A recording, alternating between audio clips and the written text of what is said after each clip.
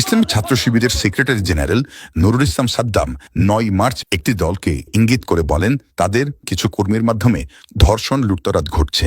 কিন্তু বাস্তবতা হলো সাম্প্রতিক সময়ে অনেকগুলো ধর্ষণ ও নারী নির্যাতনের ঘটনা রয়েছে যেখানে ভিকটিম হলো শিশুরা এবং এসবের সঙ্গে যুক্ত জামাত শিবির নেতাকর্মীরা। ১৯ জানুয়ারি যুগান্তরে প্রকাশিত সংবাদের শিরোনাম, ছাত্রীদের যৌন নির্যাতনের অভিযোগে জামাত নেতা বহিষ্কার। খবরে বলা হয়, কুমিল্লার নাঙ্গলকোটে মাদ্রাসার ৪ ছাত্রীকে যৌন নির্যাতন করেছে বাংলাদেশ জামাত ইসলামীর পেরিয়া ইউনিয়ন শাখার সাবেক সভাপতি ও পৌরসভা জামাতের রোকন এবিএম নজরুল ইসলাম।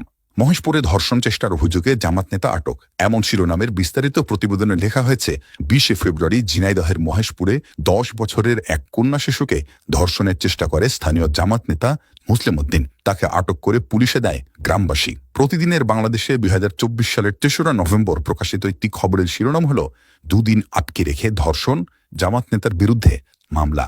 এতে বলা হয়, পিরোজপুরের ইন্দুরকানীতে এক নারীকে চাকরি দেওয়ার আশ্বাস দিয়ে দুদিন আটকে রেখে ধর্ষণ করে জামাত নেতা নাসির উদ্দিন।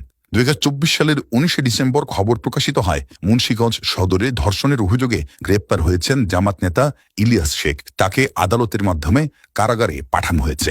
জামাত নেতাদের এমন কুকর্ম কিন্তু আগে থেকেই রয়েছে। ঢাকা মেইল ও দেশ রূপান্তরে ১২ জানুয়ারি ২০২৩ সালে প্রকাশিত সংবাদে বলা হয়, সাতক্ষীরার দেবহাটায় স্থানীয় জামাত নেতা ও মাদ্রাসা শিক্ষক শামসুজ্জামান ৪র্থ শ্রেণীতে পড়ুয়া প্রতিবন্ধী এক ছাত্রকে বলাৎকার করেছে। ২০২১ সালের ৫ই সেপ্টেম্বর প্রকাশিত হয়, গাজীপুরে ৯ বছরের এক শিশুকে ধর্ষণ চেষ্টার জেরে জামাত ইসলামের কালিয়াকৈর পৌর শ্রমিক কল্যাণ সভাপতিকে গণধোলাই দিয়েছে এলাকাবাসী।